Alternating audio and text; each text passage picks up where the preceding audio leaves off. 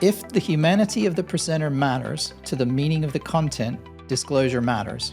If not, it's optional. Well, hello, and welcome to AI Evolution, the podcast where we look at what's happening in the AI world today, but try and think about what it means for the future and where this is all headed. As usual, with me, we've got Dave Brown and Ben Harvey. Hello, guys. Morning. How are you all doing? And I don't know about you guys, but it's a nice sunny day here in Wales as well. So I'm feeling pretty chipper. And I'm quite excited to cover the subject we're going to cover today, which is essentially, should we know if AI is talking to us? If it's fake, we might not even realize, but should we be told? And Dave, I think, got himself entangled into a lengthy LinkedIn argument during the week, or conversation, shall we say. And this became the subject. We thought, well, let's cover that in the podcast. So here we are. But before we do that, we'll have our usual little run around the room as to things that are catching our eye this week in AI. But before all of that, I just want to throw a sort of new segment in, actually, which is sort of funny little tics, if you like, that we all have. So one for me is I have to have my iPhone in my left-hand pocket, which is my non-dominant hand. And I got thinking about this and thought, does everybody do that? Is it being a non-dominant hand a thing? Or is that just me being peculiar? But if I put my phone in my other pocket, it's like I start freaking out. This cannot be. I cannot be in this situation. So I wanted to throw it to these guys. Well, what do you do? Are you as weird as I am, or is this a normal thing? I'm completely chaotic. It just goes where whatever pocket's free, in the back pocket, left pocket, and I'm often searching for it. But I'm left-handed, so some of the user interface stuff irritates me because you want to send something, it's always on the other side of the phone if you're holding it with your left hand. Yeah. You can accidentally press an advert quite regularly. But they're just little frustrations. But no, pocket-wise, I can go in any pocket. See, that tracks with me, Ben, because you're such a free spirit. I know you very well, and that makes sense to me. That's the polite way of saying it. That's his creative side coming in. His creative side. Just constantly looking for it. What about you, Dave? Interesting. Which pocket? Left, right, dominant, non-dominant? I'm offhand pocket always, so I'm with you. And the reason is because my dominant hand pocket, which is my right pocket, is where I keep my change. And it's also where I keep my my earbuds as well. And so for those two reasons, I guess the main reason is that I'm constantly accessing that pocket with my hand. And if the phone's in there, it just gets in the way of everything. Plus, because I have my earbuds in there, then that's also another little case that's in there, and it would just be overloaded on one side. Yeah. My left pocket is where I keep my house keys. So I don't need those throughout the day generally. So I put the phone in there because it just makes sense, and it's also there's more space in that one. The only caveat being is as you guys know, I ride a motorcycle all the time. So the other pocket that I use is my jacket pocket, and I have like a little special pocket that's designed to put a mobile in. So if I have my jacket on or a jacket on, then I always keep my phone in my jacket pocket, and then if I don't have a jacket, it always goes in my offhand pocket. Yeah, there we are. You see, so we're all a little bit different. I do keep my Swiss Army knife and my AirPods in my other pocket, but I reckon I don't use them as often as my phone. So, but the weird thing is, when I get my phone out, the first thing I do is move it from my left hand to the other hand. Exactly. It makes no sense at all. But there we are. That's what we do. And I never put it in my back pocket because I know so many people that have broken phones by sitting on them, and I'm just like, I can't. I can't. And I know a few people who've had it when they go to the toilet, they'll go to pull their trousers down and then their phone falls out of their pocket and it goes right in the I'm like, no, I'm not doing that. So no back pocket for me at all. I mean, to me, it's madness. I see people on the street and I just want to go up and say to them, what are you doing? Like, literally, what are you doing? Someone could just pull it out of your pocket. It'd be half hanging out of their pocket. That's me. It's exactly. Like, please come and steal me. There's that as well. Yeah. And remember Bengate, sit on it. That's right.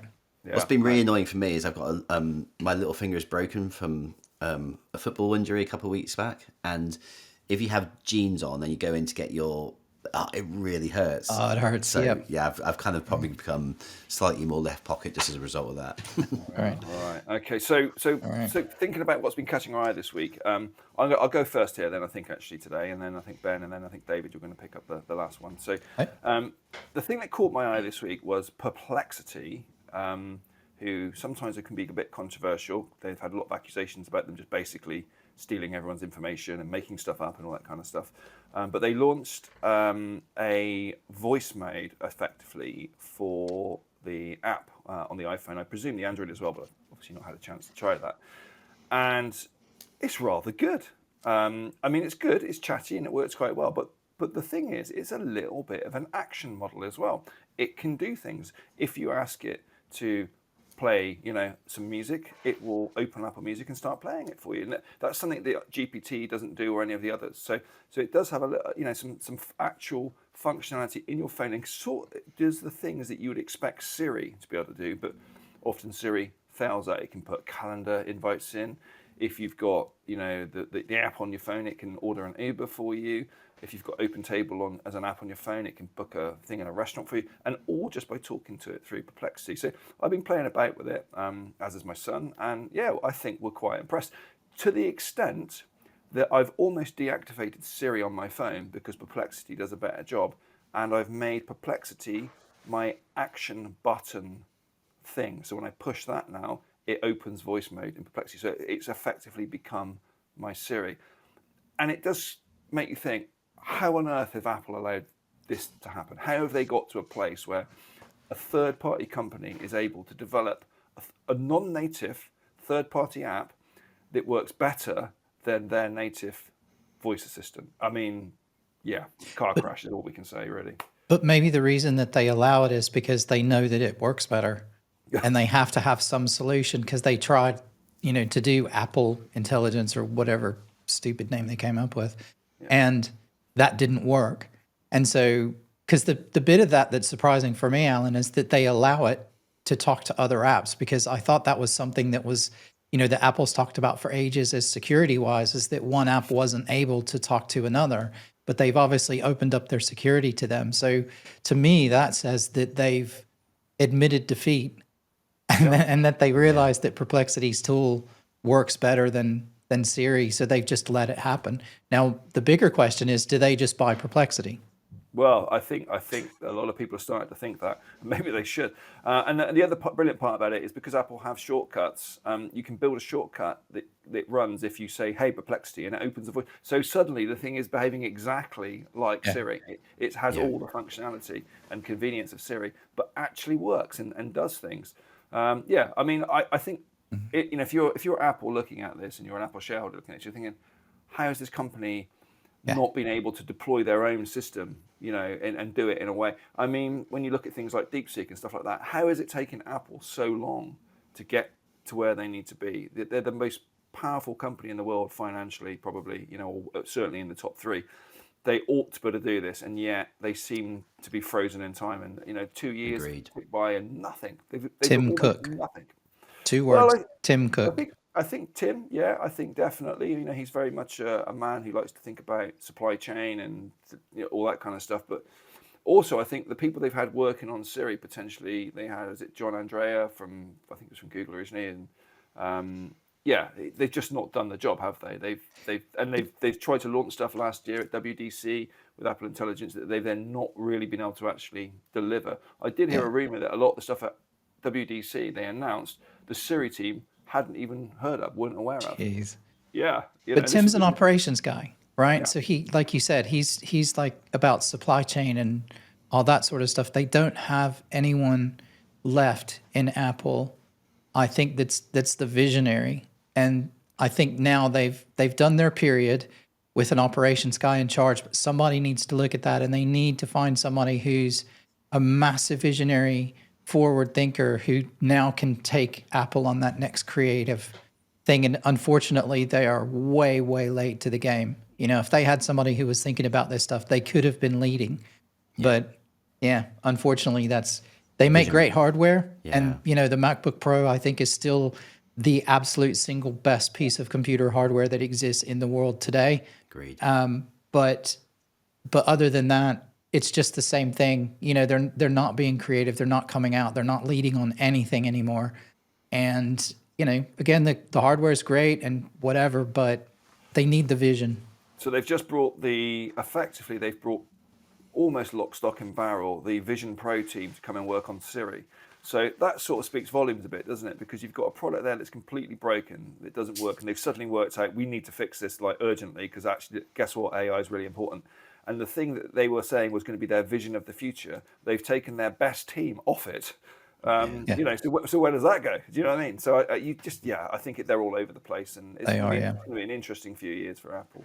So, Yeah, there we are. they spent too much on the Vision Pro and the car, and not enough on AI and Yeah. what's actually going to be used. Yeah. 100 billion apparently Vision Pro. So there we are. Jesus. Right, Ben, what's been catching your eye this week? Nothing particularly new.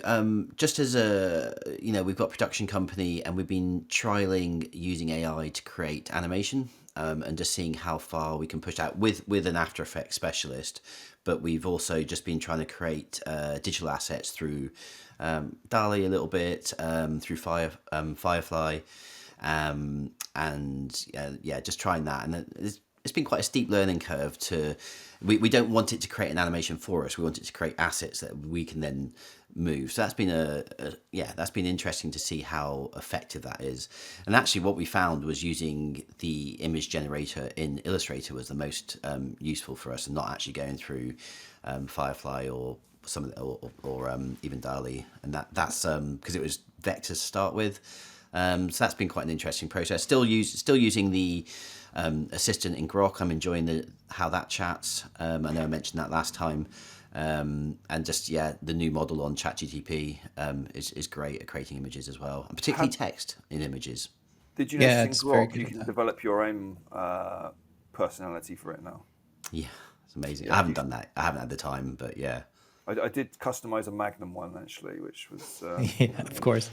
to begin with, it didn't want to be Magnum particularly actually, and I had to sort of say to it, look, you need to pretend you're Magnum, and then it started to work. But Yeah, it's funny how quickly the quirky ones that they throw in there, the angry one and the unhinged one and the sexy one and all those, you try them all for 5 minutes and then that's it. I haven't gone back to any of that. There's no point. But the actual main assistant I find quite useful for just chatting through ideas.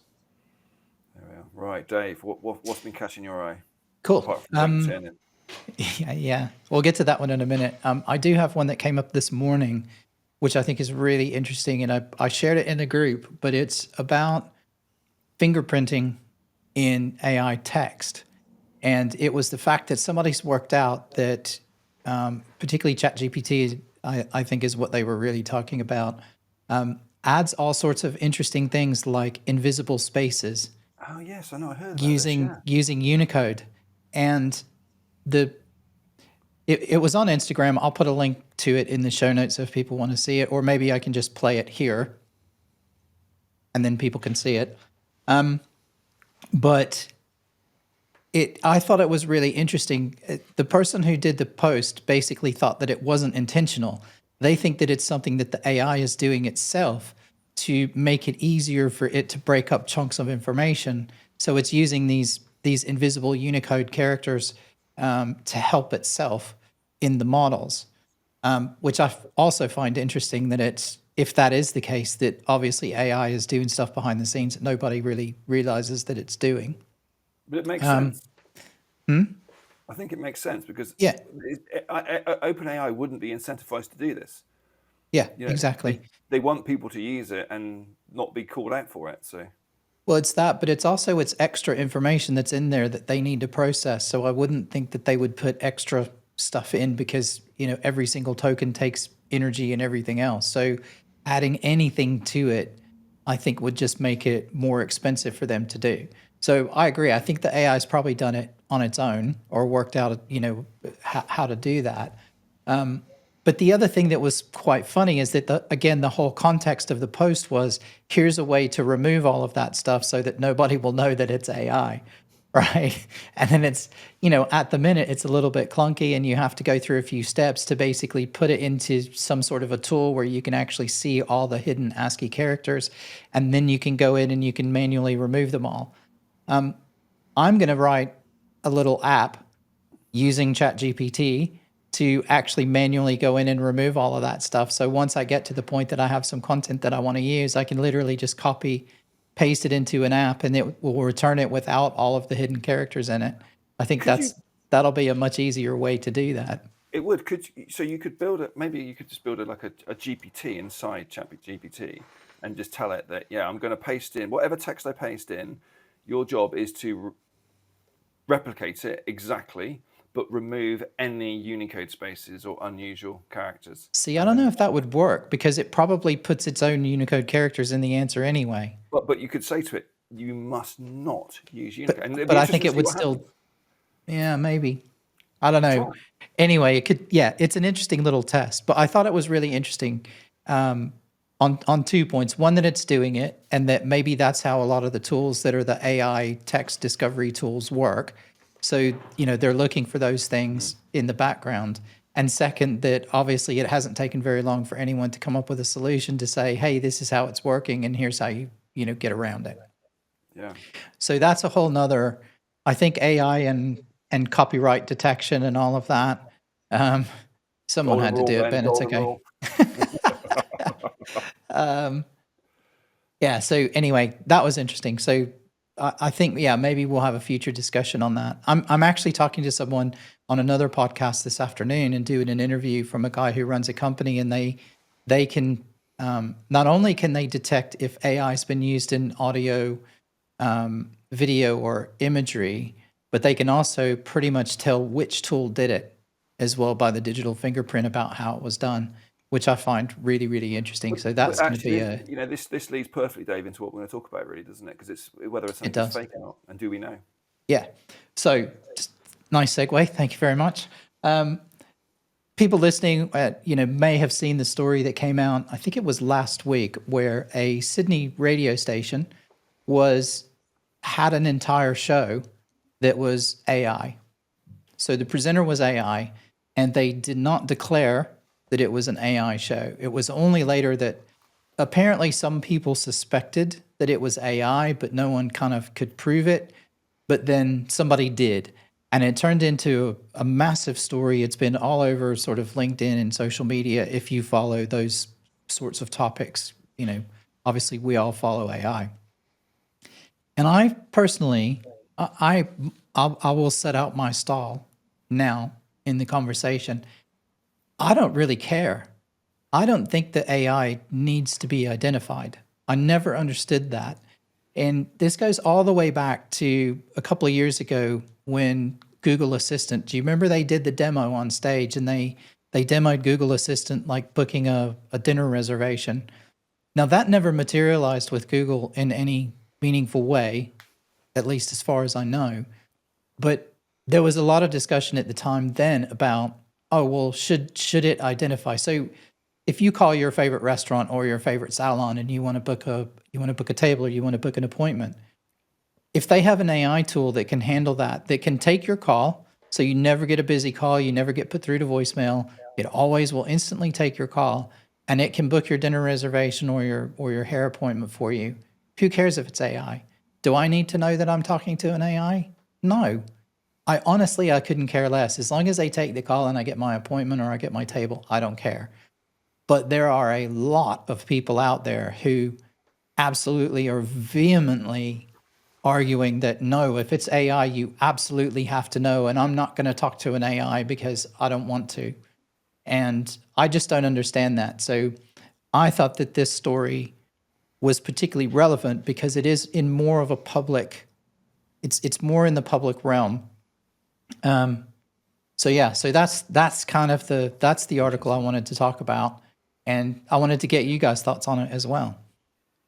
I mean, I've got a slightly more pessimistic view on it. I think it depends on what your data is. So, totally agree. If you've got an assistant making calls for you, or doing daily work for you, that absolutely, you don't want to get into that EU cookies thing where every website you have to go to. This, it's just so dull and irritating. And I think if we went down that route with AI, that would get really, really irritating really quickly.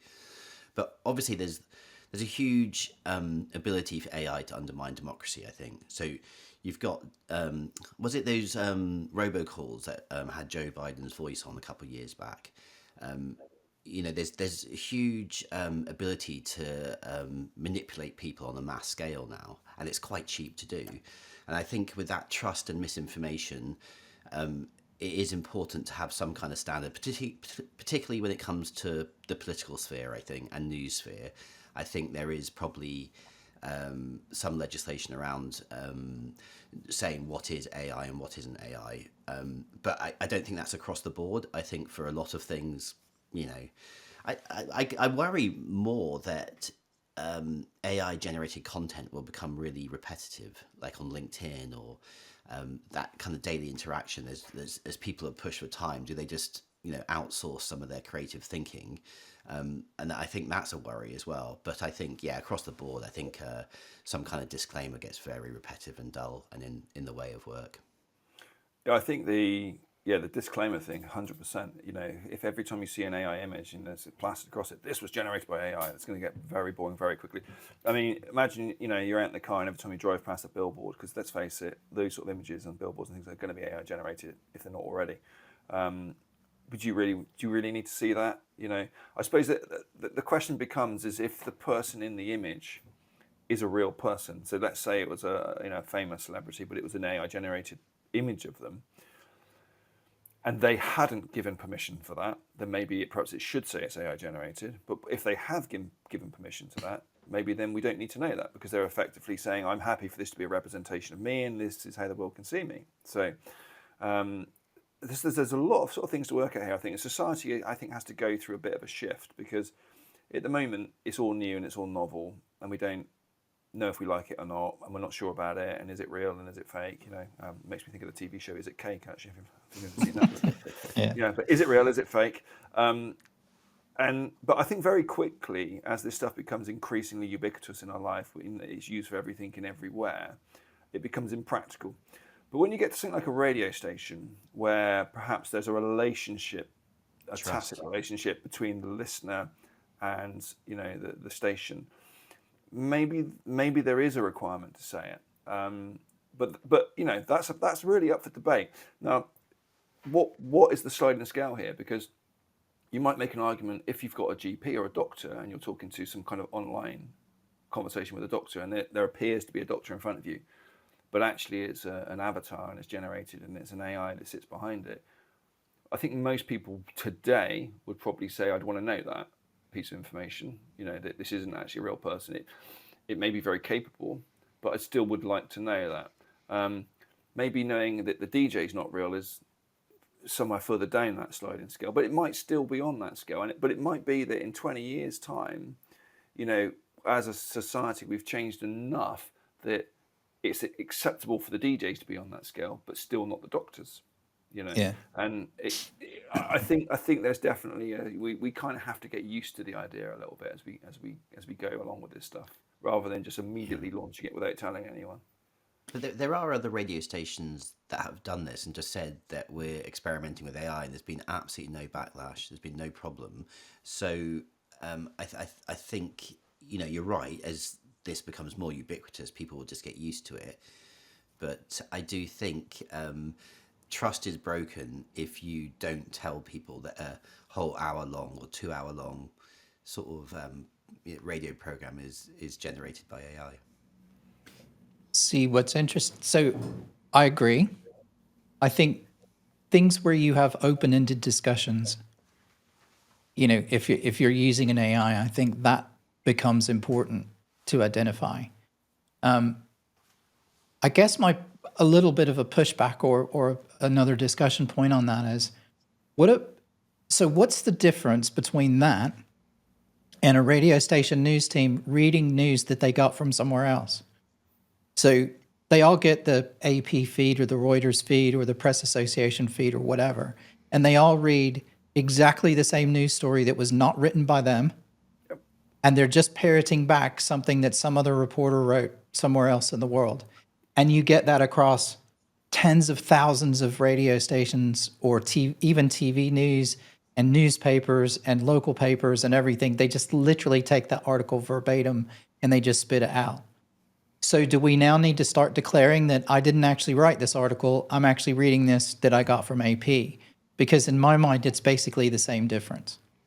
Yeah, but although that kind of news or weather or sports often comes on the hour for 3 minutes, it's a roundup where you're playing classic, music, or it's not a news generated program like Radio 4 where people are actually sitting there discussing live things. So the main purpose of that station often is something else, and they're just updating you on traffic, or there's no way the economies of scales could work for a small radio station to produce that kind of content themselves. So I think I would put that in a slightly different category than as you say, like an hour long or 2 hour long discussion that's generated by AI. It's a very different sort of proposition to me, I think. But I think we could get there with that stuff. I mean, I think the weather, the traffic, that sort of stuff seems to be a very obvious thing, doesn't it? To be using AI to do it. Why wouldn't you?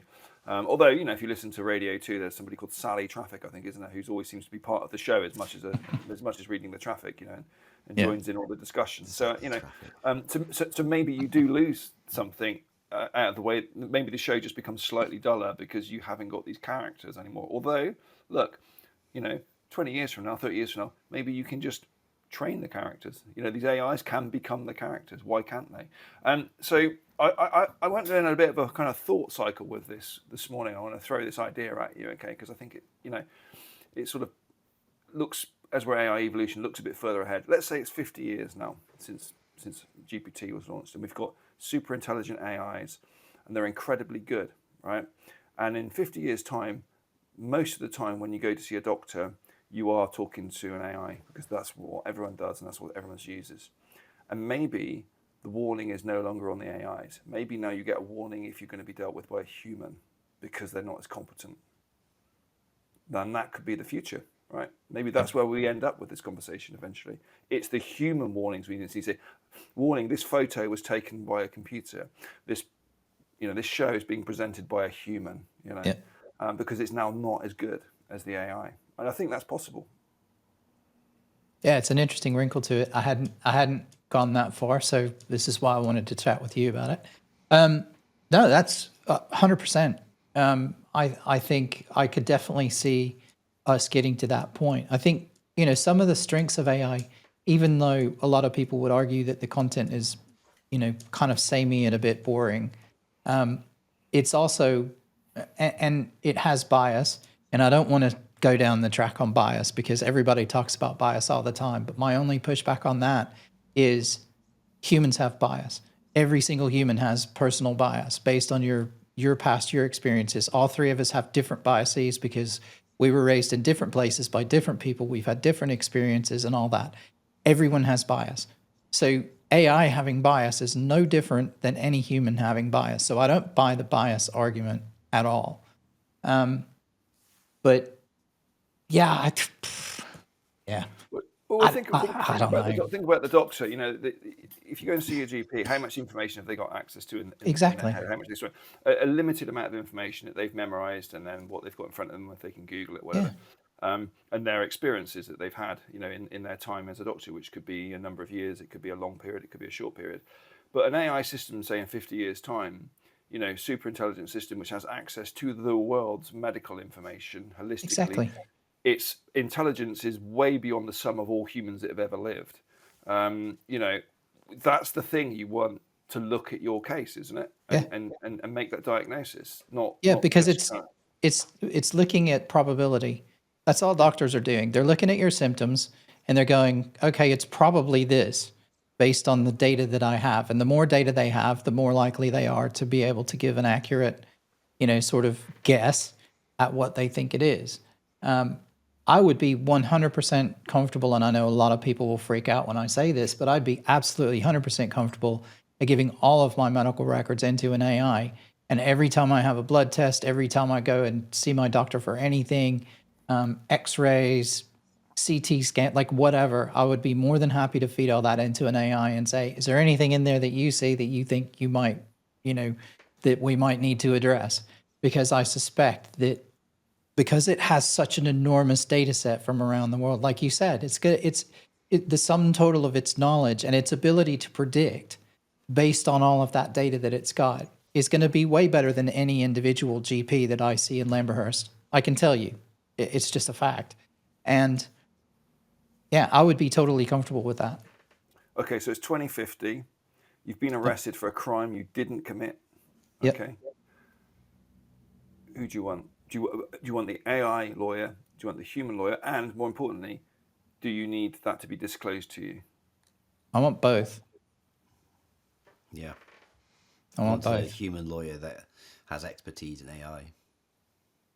Yeah, and I want the AI to be able to analyze the data and the evidence and the stuff that they have, right? Because I think that forensic evidence becomes more and more important. So you start adding all that information into it and everything else. Plus, it's got all of my location information. It's got all the detail, right? Like 2050, you're going to say, well, there's full disclosure. So it's got all of the details, where I was, what my normal patterns are, all that sort of stuff. And I would think that it would be able to pull out, if I genuinely was innocent, I think it would be able to pull out a pretty convincing argument that I didn't do it based on data. But then I also think that you probably would still want the human, because you want that, you need the story and the emotional side to come out. That maybe AI will be good at doing that as well, but I also feel that that's still a distinctly human thing, and that humans might be able to do that more than an AI could.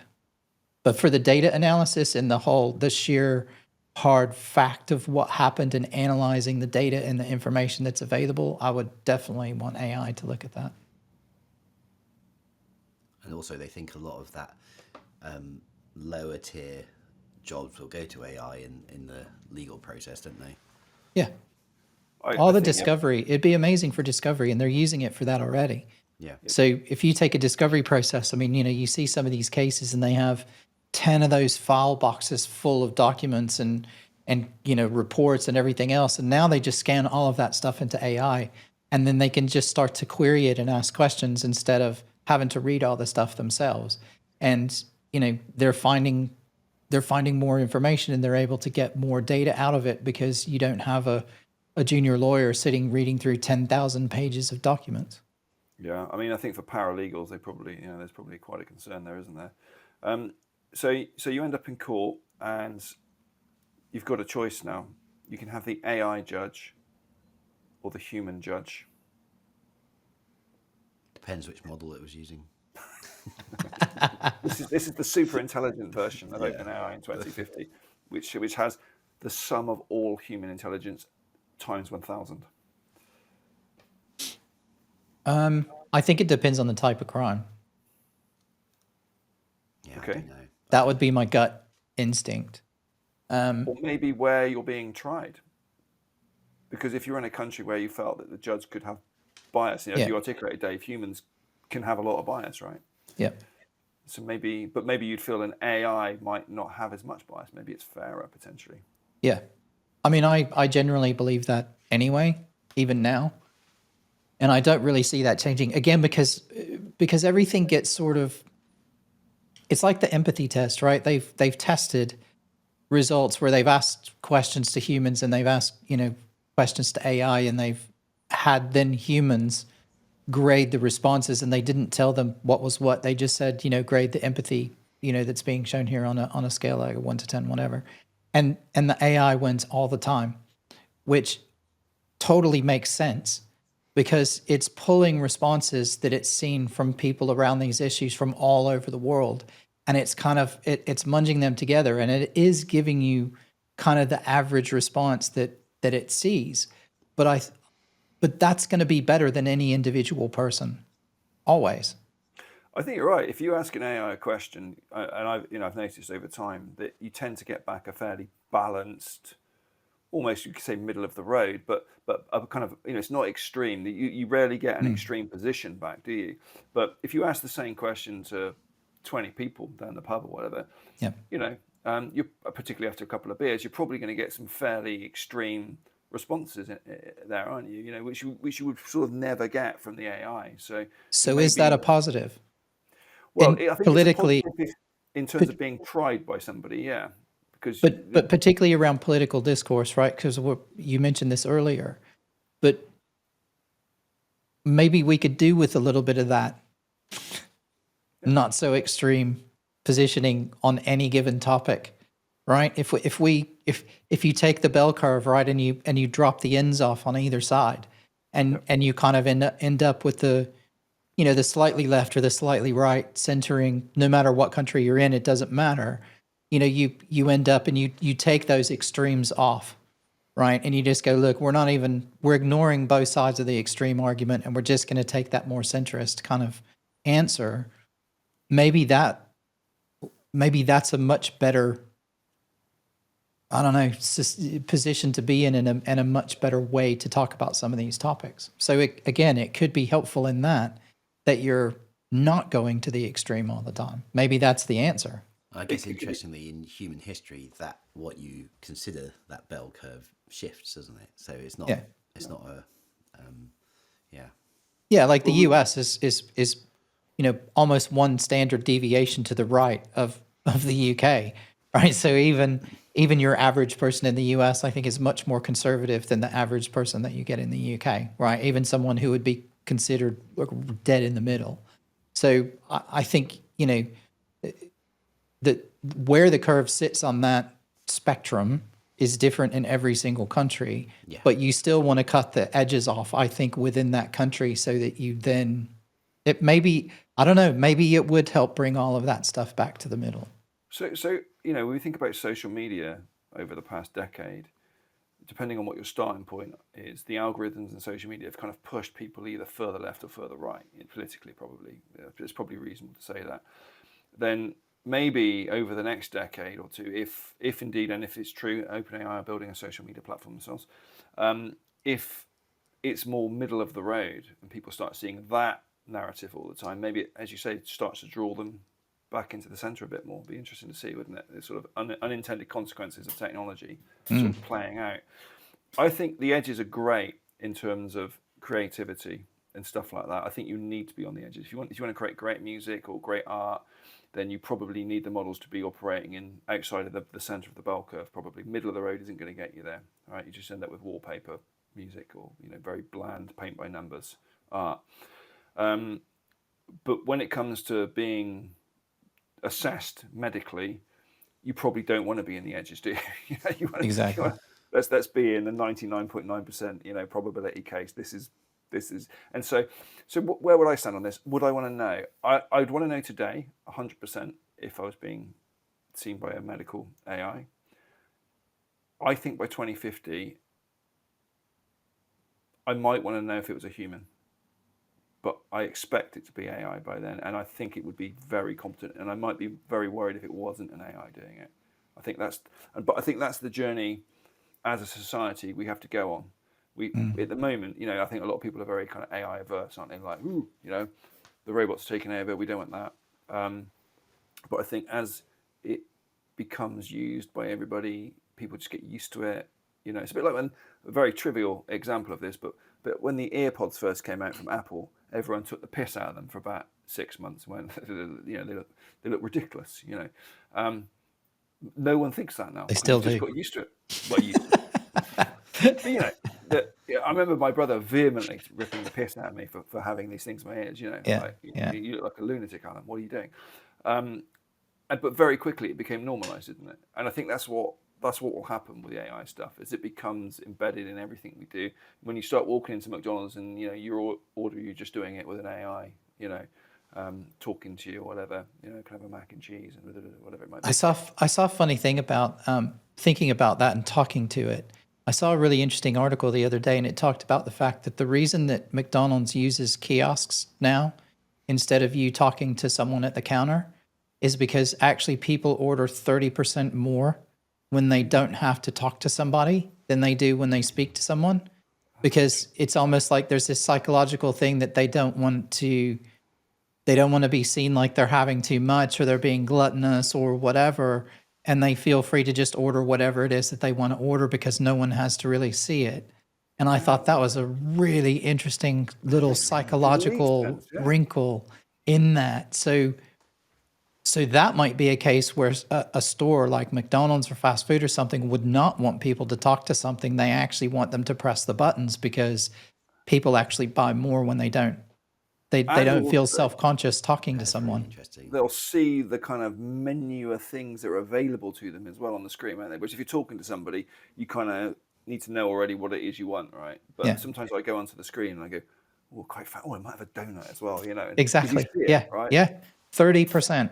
I saw the Wow. next step of this. I was filming in Amsterdam last week, and there was actually a restaurant which was like a big. It had just racks of food in little hot sort of pockets, Love so you it. I can. love those in Amsterdam. Oh Yeah. my gosh! You saw people coming in and choosing a burger. Didn't even have to put a screen in. Just Yeah. tap and go with a cheeseburger. I mean, I love it. I love those things. I think I saw them back in the like early 2000s. yeah. And yeah, I used to get hot dogs. Anyway, sorry, that's a I total know, aside. But not yeah, I not love much those AI in things. that, but just on the back of the menu thing. That's interesting. I wonder if you eat more just because you can. Yeah, No probably. one's no one's I eating So, wonder burger. so if you buy more in a supermarket if you know you're going to use the self checkout. probably. Yeah, it'd be I bet you interesting. do. That's an interesting case study. They probably have some data on that, but that would be an interesting correlating data set, I guess. It never occurred to me this kind of public shaming of Yeah, buying stuff. So you kind of moderate yourself because you don't want to be seen as gluttonous. But yeah. And maybe I'm not making any judgments, but I would suspect that it might be those people that are maybe slightly overweight or something that are a little bit more self-conscious about that, and then they don't want to be seen as getting too much food kind of thing. So yeah, interesting. So let me ask one other question because I'm also conscious of time. We have a hard stop today.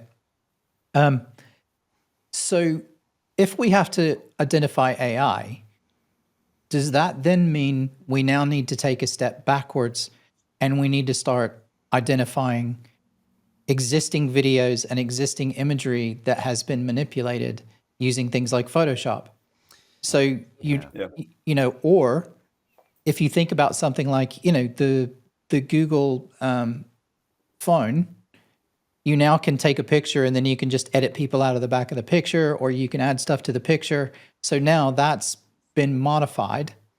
So do you now have to declare that any single image or any single video has been modified?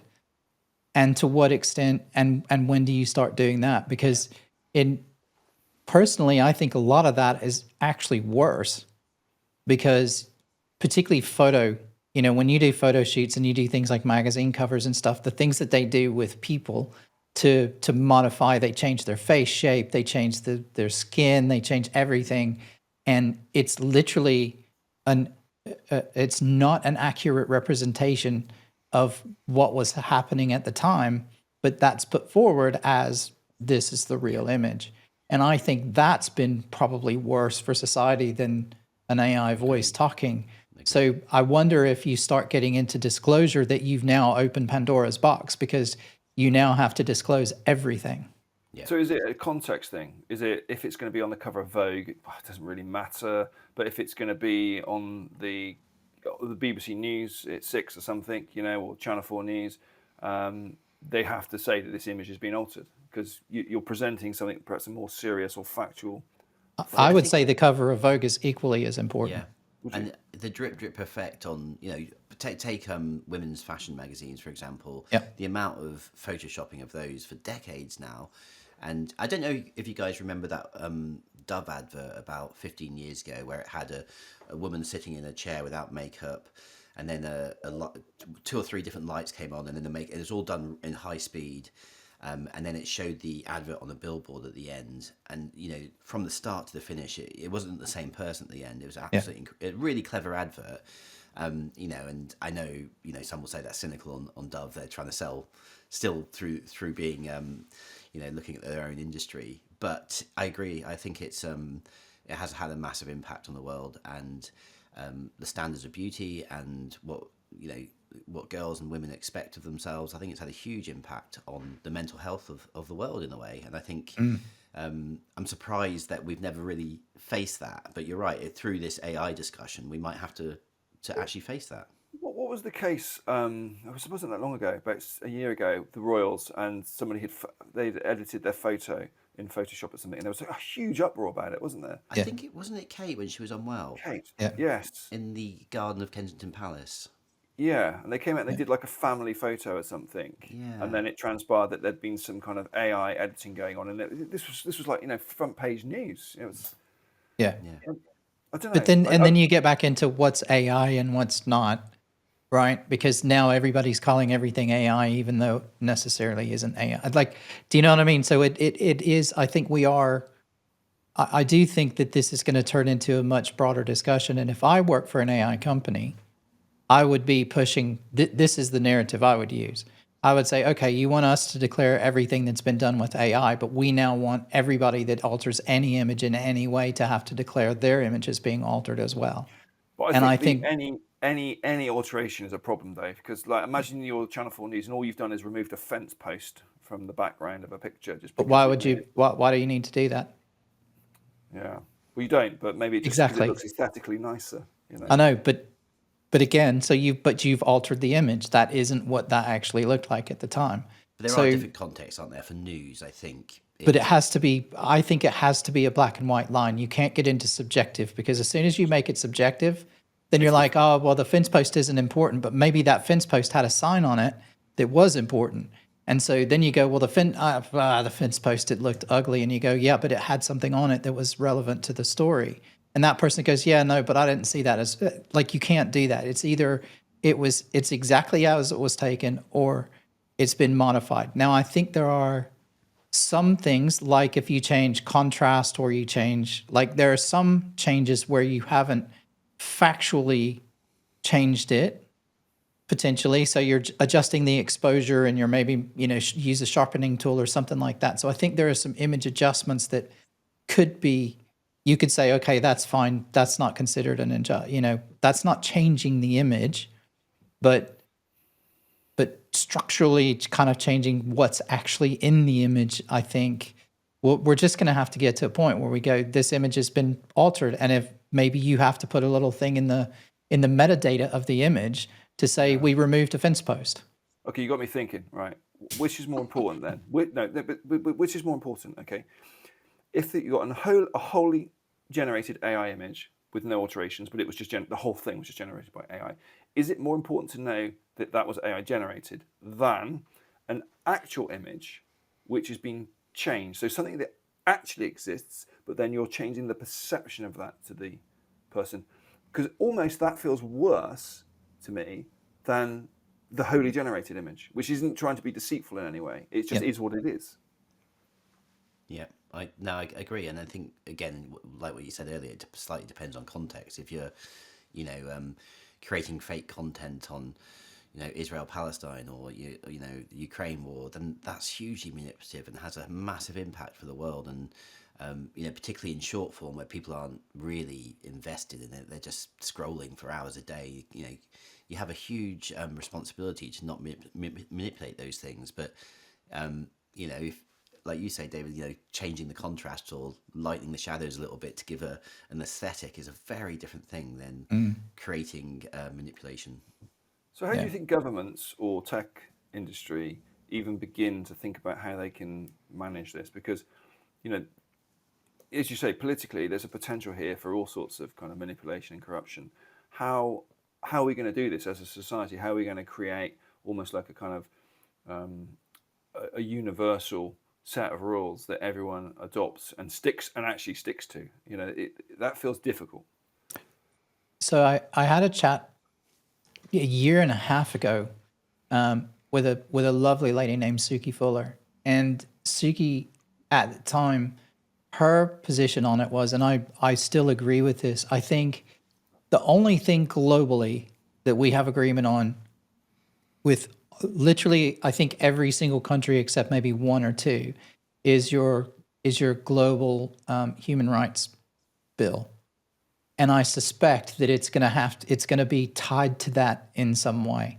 So they're going to tie it into the human rights information to say that it's a basic human right that humans have accurate representation of events, that have been recorded or photographed, and that, you know, if it hasn't, or that image has been manipulated in any way, that it needs to be flagged somehow. And I think, you know, that's probably the way they're going to do it. That would be the only way I can see that pretty much every country on the world would at least have a base level. Now, each country will build their own laws on top of that, but I think that's probably the only way it will happen globally. And I do think we need something. And frankly, if you just put a little watermark down in the bottom left-hand corner that said AI or something, I don't think anybody, you know, aesthetically, I don't think anybody would care. And I think it would be quite simple. And if you know, and there's some tools to do this already. It's just not everybody uses them. And of course, you know, you've got bad actors out there, whether they're state supported or they're individuals or they're fringe groups or they're whatever, that will desperately try and create content that, you know, doesn't have that in there, or they will, you know, try and make it out to be real. But I think you just need to have, you know, you need to have as strong a penalties as possible, and then they need to crack down on people who do that, like, hard in the beginning, and really, really make those rules bite. But until then, it's a free for all, and don't believe anything you ever see online. Yeah, I think we are in the post-truth world at this point, aren't we? We are, Completely. 100%. It's like what Abraham Lincoln said, isn't it? Don't believe everything you read on the internet. Exactly. I think, interestingly, so I put all of this stuff into ChatGPT. I put several of the articles. I put my personal feelings about it. I put everything in. And I kind of asked ChatGPT to summarize the arguments, positive and, you know, for and against disclosure. I asked it its own opinion. If it had an opinion as an AI, what was its opinion? And then I asked it to summarize the discussion. And here's the summary that it came up with, which I think is really good, and it might be a good place to end. It said, if the humanity of the presenter matters to the meaning of the content, disclosure matters. If not, it's optional. Yeah. And I think that sums it up pretty well.